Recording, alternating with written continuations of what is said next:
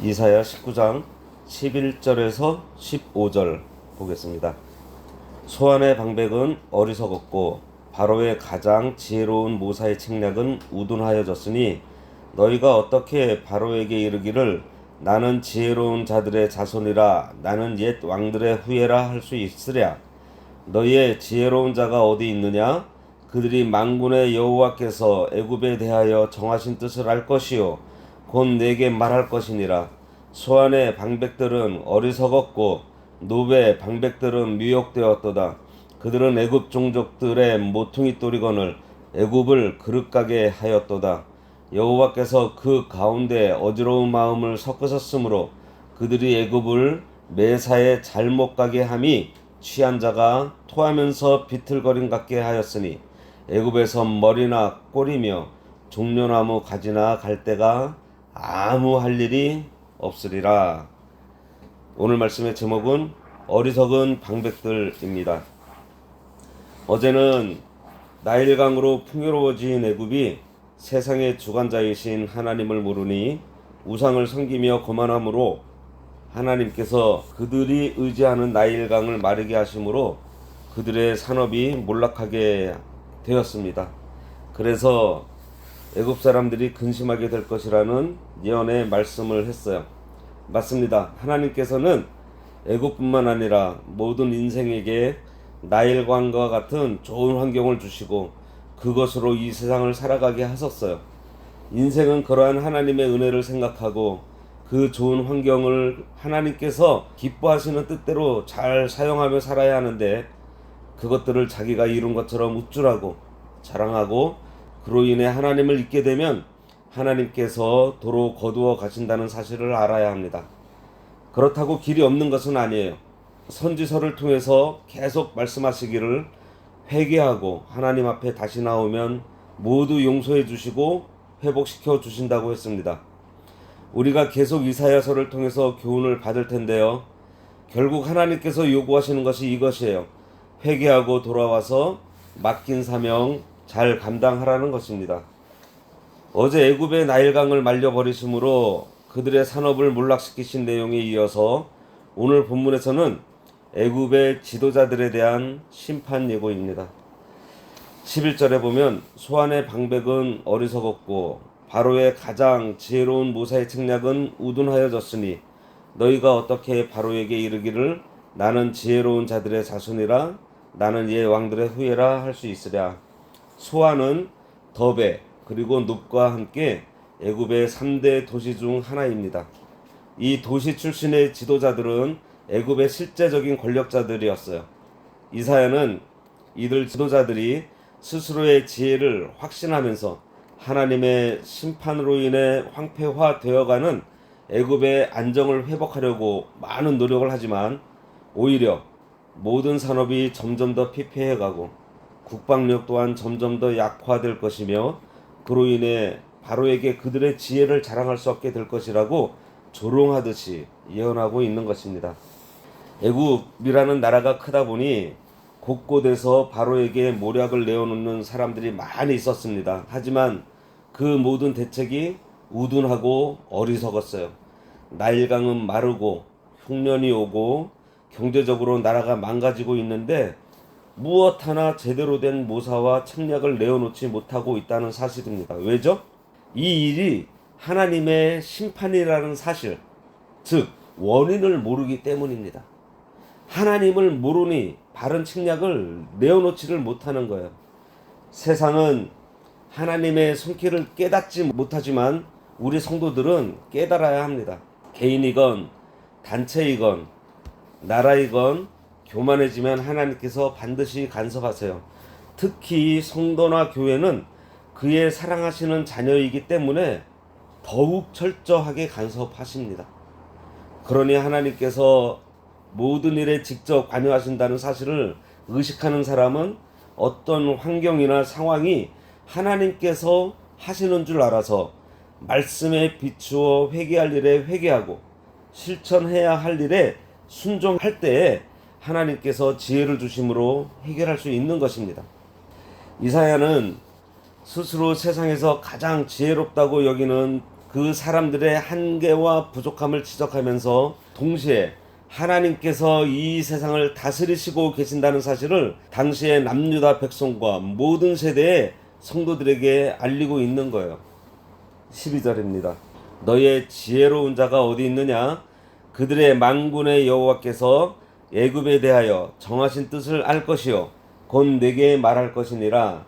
인간의 지혜를 자랑하다 파멸의 수렁에 빠진 바로 그리고 그로 대표되는 애굽 전체를 비웃는 말입니다. 이는 그들이 아무리 지혜를 자랑한다고 해도 도저히 하나님의 경륜에는 미치지 못할 것이라는 뜻을 가지고 있어요. 소 안에 있는 스스로 지혜 있다고 하는 자들이 진정으로 지혜로운 자들이라면 그들에게 닥친 재난이 하나님의 경륜 속에서 이루어진 것을 깨닫고 즉시 바로에게 알려 올바른 조치를 취할 수 있었을 것인데 아무도 그 사실을 모르니 진정으로 지혜로운 자가 한 명도 없다는 것입니다. 요셉을 보세요. 그때 그 수많은 술사들과 많은 사람들이 바로에게 아무것도 제시를 하지 못했을 때 여호와를 경외하고 하나님을 섬겼던 요셉은 지혜롭게 그 애굽의 큰 흉년이라는 환란을 무사하게 통과할 수 있는 지혜를 나타내지 않았습니까? 요셉이 바로 앞에서 제일 먼저 한 말이 뭐죠? 하나님을 찬양하면서 얘기를 했습니다. 하나님을 아는 것이 참지혜예요. 참지혜는 하나님께서 세상을 어떻게 다스리시고 하나님께서 성도를 어떻게 인도하시는지 하나님께서 지금 나의 행위나 말이나 하는 일에 대해서 어떻게 여기시는지 그것을 생각하는 것이 참 지혜예요. 이것이 뭐예요? 하나님 앞에서 사는 것입니다. 내가 사랑하고 존경하는 사람이 내 앞에 있다고 생각하면 경거망동할 수 있나요? 아니죠. 살피겠죠. 내 한마디 말부터 시작해서 나의 행동 하나하나에 대해 그분이 어떻게 생각할까 하면서 말하고 행하겠죠. 우리가 하나님 앞에서 사는 자세가 이것입니다. 그래서 여호와를 경외하는 것이 지혜의 근본이라고 잠언 9장 10절에 말했어요. 그리고 거룩한 자를 아는 것이 명철이라고 했습니다. 하나님을 알고 공부를 하고 하나님을 알고 사업을 하면 하나님께서 올바른 선택을 하게 함으로 해서 실패가 없는 삶을 살게 되는 거예요. 잠언에서 말하는 지혜는 결국 예수 그리스도를 말합니다. 예수 그리스도를 믿음으로 살고 살아가게 되는 것이 지혜로운 삶인 것이에요. 이것이 곧 우리가 우리 삶 가운데 우리에게 문제가 사건이 생길 때마다 하나님과 관련지어서 그러니까 말씀에 비추어서 생각하는 거예요. 거기에 회복의 길이 있고 참 지혜를 얻게 되니 그것을 행함으로 지혜로운 자가 되는 것입니다. 13절입니다. 소안의 방백들은 어리석었고 노베의 방백들은 미혹되었도다. 그들은 애굽 종족들의 모퉁이 또리건을 애굽을 그릇가게 하였도다. 애굽의 방백들이 구체적인 범죄에 대해 지적하고 있습니다. 원래 애굽의 모퉁이 돌, 즉 가장 중요한 자리에서 막중한 일들을 감당하던 자들인 소안과 노베 지도자들이 자신들의 지혜에 미혹되어 하나님의 뜻을 알지 못하므로 애굽의 백성들을 잘못된 길로 인도하여 패망하게 하는 잘못을 저지르게 되었다는 것이에요. 이것은 하나님을 모르는 인간적인 지혜의 한계를 보여주는 것으로서 그 결국은 사망과 패망이 있을 뿐임을 알 수 있습니다. 여기서 노브는 오늘날 멤피스를 가리키는 것으로 여겨지는데요. 여기는 카이로 남쪽 20km 지점에 나일강 삼각주 남단에 위치한 도시로 애굽 중왕조가 11왕조에서 17왕조였는데 제13에서 17왕조 때에 애굽의 수도였던 곳이 바로 이 노비입니다. 14절에 여호와께서 그 가운데 어지러운 마음을 섞으셨으므로 그들이 애굽을 매사에 잘못 가게 함이 취한 자가 토하면서 비틀거림 같게 하였다 그랬습니다. 이 표현은 하나님께서 자신을 악을 조장했거나 내지는 악의 근원으로 오해될 소지가 있는 표현으로 우리가 세심한 주의를 하면서 봐야 합니다.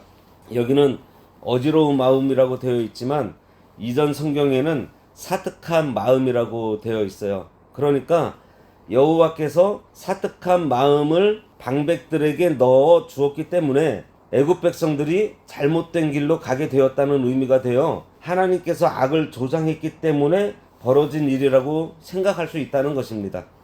그러나 결론적으로 말씀드리면 하나님께서는 애굽에게 사특한 마음을 직접 주신 일이 없어요.